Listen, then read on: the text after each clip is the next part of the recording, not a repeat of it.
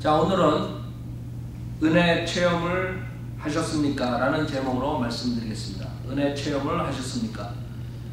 여러분들이 나가서 구령을 할 때 교회 다니는 사람들은 여러분에게 은혜 체험을 받으셨습니까? 체험이 있으십니까? 여러 가지 질문을 하고 있습니다. 이게 왜 중요하냐면 많은 사람들이 지옥으로부터 구원을 받는데 그런 체험이 있어야 된다고 생각합니다.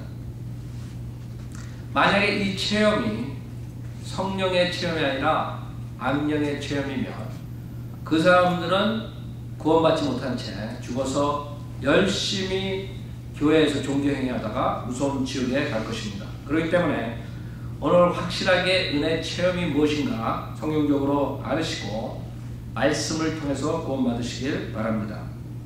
어떤 사람들은 내가 갑자기 회개의 영이 들어와서 눈물을 펑펑 쏟으면서 회개를 했다고 은혜 체험을 증거하고 있습니다. 어떤 사람들은 드레스티아스에 올라가가지고 여러가지 은혜 체험을 했다고 해서 내려와서 그것이 성령을 받고 거듭난 것처럼 얘기하고 있습니다.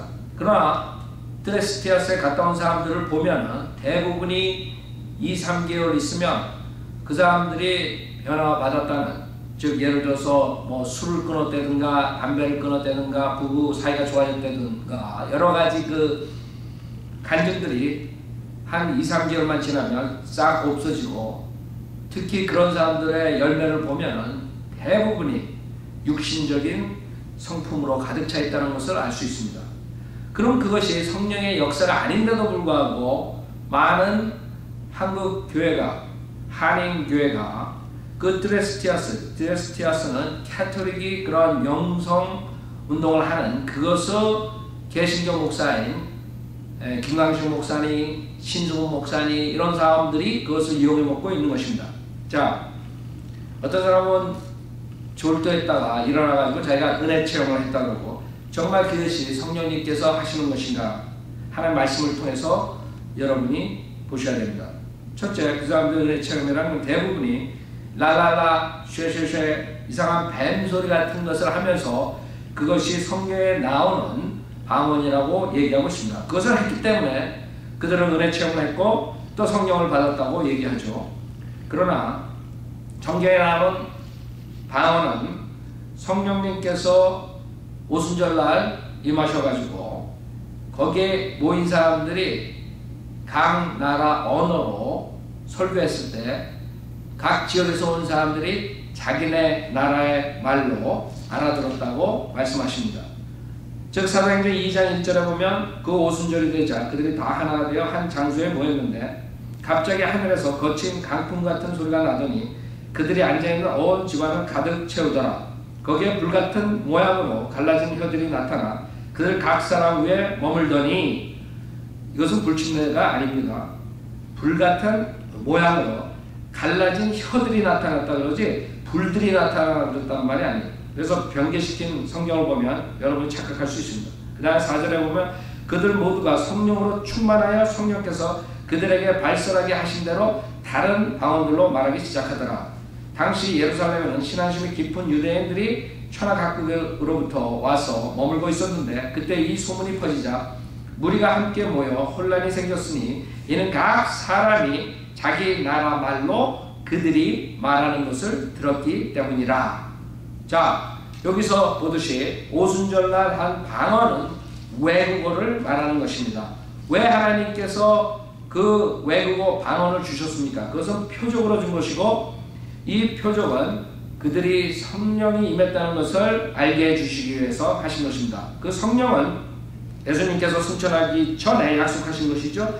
사도행전 1장 4절에 보면 또 사도들과 함께 모이셨을 때 그들에게 예루살렘을 떠나지 말고 아버지의 약속을 기다려야 한다고 명령하셨으니 주께서 말씀하시기로 그것은 너희가 내게서 들은 바 아니라 요한은 정령 물로 침례를 줬으나 너희는 여러 날이 지나지 않아 성령으로 침례를 받으리라고 하시더라. 즉 예수님께서 사역하실 때 위로자 성령님을 보내신다고 했습니다. 그 성령님을 기다리라고 제자들에게 말씀하셨고 제자들이 예루살렘에 기다렸을 때 오순절날 그것이 임하신 것입니다. 6절에 보면 그래서 그 제자들은 그때 왕국이 다시 회복하시겠나이까? 라고 여쭤봤습니다.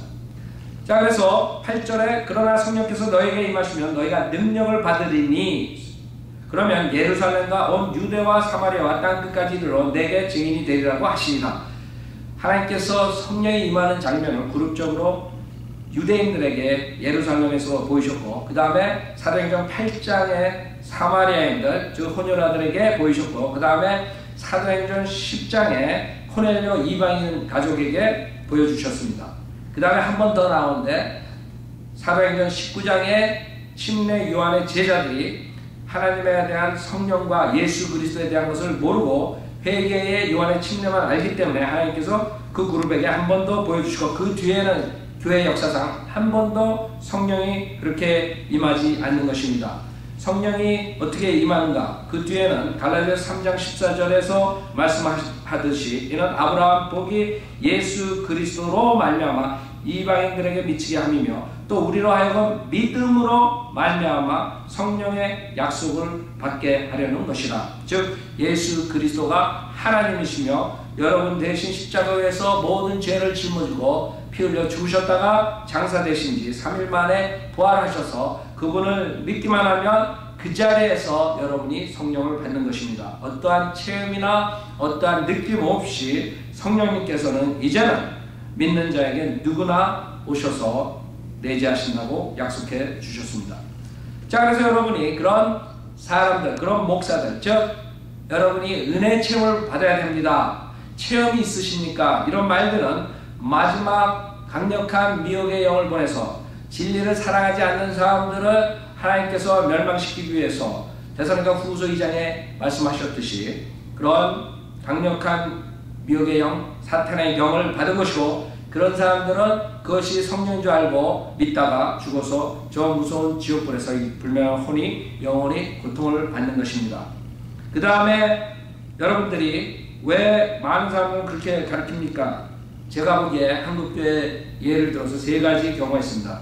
특히 순복음교회 은사주의자들이 말하죠.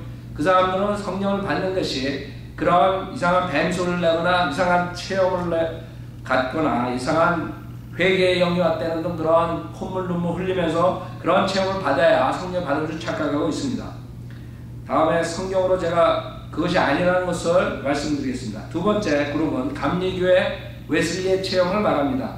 웨슬리는 목사였습니다. 구원받기 전에. 그러나 그 행위 구원을 가리키고 믿음과 행위가 있어야지 구원받는다고 성결하게 살도록 노력하고 그래서 그것을 가지고 미국에까지 와가지고 설교를 했지만 설교에 실패하고 영국에 돌아가서 조그만 모임, 모라비안 모임의 장소에 가서 그 평신도가 마틴 루터의 로마서 주석서 서문을 읽을 때 그때 의인은 믿음으로 말미암아 산다는 것을 그 로마서를 믿고서 마음에 뜨거운 감동을 받았다는 간증을 합니다. 그것이 잘못 와전돼가지고 요한 웨슬리가 지금 은사주의자들이 하는 것처럼 이상한 그런 체험을 받았다는 등 그런 지금 목사들 헛소리를 하고 있는데 여러분들이 하나님의 강력한 말씀을 들을 때 여러분의 마음이 뜨거워지는 것을 알 수 있습니다. 예수님께서도 그 엠마오 선상에서 제자들이 갔을 때 그 제자들이 예수님의 말씀하시는 걸 듣고 마음이 뜨거웠다는 것을 얘기하죠. 마찬가지입니다.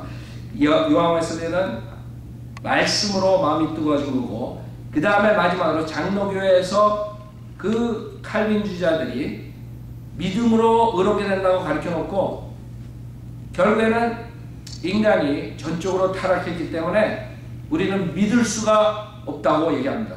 즉 우리의 자유의지로 예수님을 구세주로 믿을 수가 없기 때문에 하나님께서 주시는 강력한 저항할 수 없는 은혜를 기다려야 된다 이렇게 얘기하죠. 왜? 우리가 선택받았는지 안 받았는지 모르기 때문에 그 강력한 은혜가 온 사람들만이 회개할 수 있고 예수를 믿을 수 있다는 거죠. 그렇기 때문에 그 사람들은 그런 체험을 기다리다가 마귀의 체험을 받은 다음에 그것이 구원받았다고 하는 것입니다. 즉 어거스틴 같은 사람이 대표적인 사람이죠. 어거스틴은 결국 가톨릭의 그런 이단 교리를 가르쳤던 사람입니다. 그래서 여러분은 체험으로 구원받는 것이 아니라 하나님 말씀으로 구원받습니다. 하나님께서는 우리가 거듭난 것은 썩어질 수로 된 것이 아니라 썩지 않을 수로 된 것이니 살아있고 영원히 거하는 하나님 말씀으로 된다고 말씀하셨습니다. 베드로전서 1장 23절을 믿고 구원받으시기 부탁드립니다. 감사합니다.